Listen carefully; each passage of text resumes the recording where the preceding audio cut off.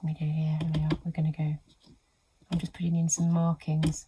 You know, often butterflies have got some sort of eye kind of formation on the wings. I'm just doing a few dots. If you dip and dot into your masking fluid. Now when this dries, it means that whatever you've drawn will stay white, no matter what colour we make our moth or butterfly. It means that what you've painted here will stay white. And I'm going to show you what that looks like. You need to wait till it's completely dry before you do anything. Okay, so when it's dry, it goes like this. You can see the difference. It goes a lovely sort of a much yellowy colour, and it's completely dry. And so we're going to move this one for a moment and let that dry. And let's imagine some hours later, maybe it's an hour, maybe it's all gone dry. What we do is exactly the same thing. We get our coffee. Here's our coffee. There we go.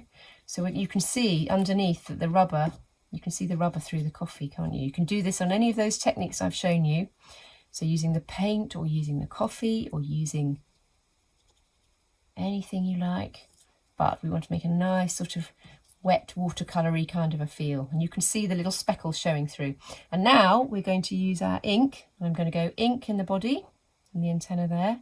And I'm actually going to do a little bit on the wings this time. And I'm going to do a little bit around the edges because it's really quite nice to go around the edges. There we go. And again, you can add in other colours. You might add in a bit of blue in this one. That's up to you, what you might want to do, and it'll all mix together. So you leave that and just let it dry. Make sure you put it somewhere where you don't really have to move it, because that one just needs to sort of, it just needs to blend together. So here we are. I'm going to move that one out of the way. And what I'm going to show you is what happens when they're dry. So when it's dry, completely dry, don't try and do this until it's dry. The best thing would be to leave it till the next day to be really sure that it's dry. But once it's dry, you can peel with your thumb and your finger, just gently, like your fingernail. Just stroke this, or just the base of your thumb, very, very gently. This should work on almost all paper, so you shouldn't have any worries. Just very gently though. You're brushing off the salt, you're brushing off the coffee, and at the same time, can you see the rubber is revealing your fabulous pattern underneath? So all those speckles, any lines you drew with the end of the stick or the end of a paintbrush, or anything patterns you did with an old paintbrush, they're going to be visible under all that ink and coffee and salt.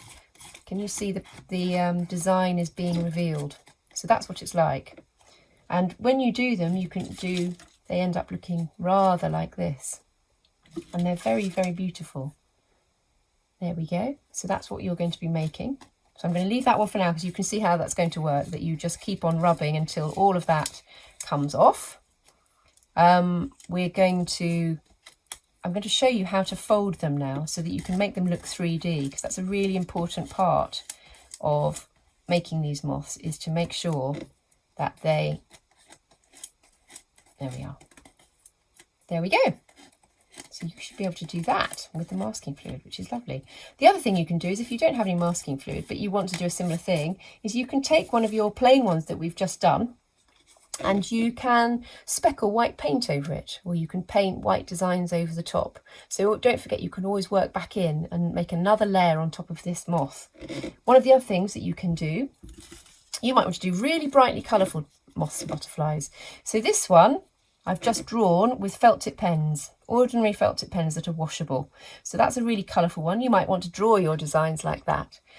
This one is the same. And this one, which is much more sort of neutral looking, is because I took one of these with the felt tip pens, and then I took plain water and I just covered it in water. And what happens is all those colours are washable, so they start to blend together and just bleed together. There we are. And suddenly it becomes much more like the natural kind of moths. And you can see when it dries, all the patterns half fade away, and you just want to leave that quietly somewhere for a few minutes until it starts to dry. And then you'll get a really sort of pale little butterfly, but more colourful. So you might want to do that. And of course, you can always just leave it. You can always just leave it as a beautifully drawn butterfly. So I think that's all the things I was going to show you, but I am going to show you how to fold them. So when you've finished, you end up with a butterfly, and you've peeled all the bits off and it's all nice and dry. What we need to be able to do is to fold it so that it looks three-dimensional. So it's important. If you fold it away, I don't know if you can see this, but that's my front design, and I want to fold the wings back on themselves, right down the middle. So I'm folding it down the middle. And then I want to hold on to that little body, and I want to fold the wing back up like that. And the same here, there's a little mark there, you see where the edge of the body is, and just fold the wings back so that they join like that. And when you open it out, what you end up with is a fold in the middle, which I don't know if you can, hopefully you can see there's a little fold there. And when you open that out, that actually makes him look three-dimensional, like he is a proper little moth or a butterfly. And then what we're going to do, I'm going to show you there, if you stick a little square of cardboard or a couple of squares of cardboard on back, this is foam board, so it's about 5 millimeters tall, but you can do it with a little stack of small pieces of cardboard. We're going to stick it just using glue. Here's the glue. Here's our butterfly. I'm just going to open my little pot of glue already. I'm just putting a little bit of glue on the wings here, look. So hopefully you can see that. And I'm just going to stick that there. There we go. And when that's dry, which will take a bit of time, you see there's a little ridge now in his back, a little fold, which makes him look quite three-dimensional. So we're just going to let him or her rest. And what you can do to finish off your project, as well as doing all the individual butterflies, is you can do something like this, which is where I've used little cardboard boxes like this one, and I've filled it full of, I've stuck paper and collage or wrapping paper or maps or old music or old bits of book or photocopies if you haven't got anything that you don't want to destroy. And then I paint them all in, and each of these butterflies has got a little one of those squares that we've just stuck on the back to make it look like it's lifting off the surface. And there's a little label. This one says take flight. This one says metamorphosis, which means change, transforming, as moths and butterflies change from a chrysalis and a caterpillar. They go into a chrysalis and they become moths and butterflies. So you might want to arrange some of the amazing moths and butterflies that you've made like this.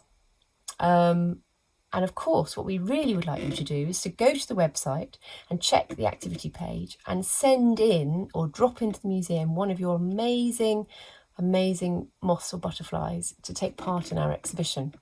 And there will be details on the website to show you how to do that. And we'd also like you to label your moth. So here is a little label. Now you can write a little label to go with the moth, or you can write a big label to go with a bigger moth or butterfly. And there's a template on the activities page, a little Victorian label for you to write in your butterfly's name and your name so that we can display them together in a fabulous exhibition. Well, I hope you've enjoyed that, and I really look forward to seeing what you create.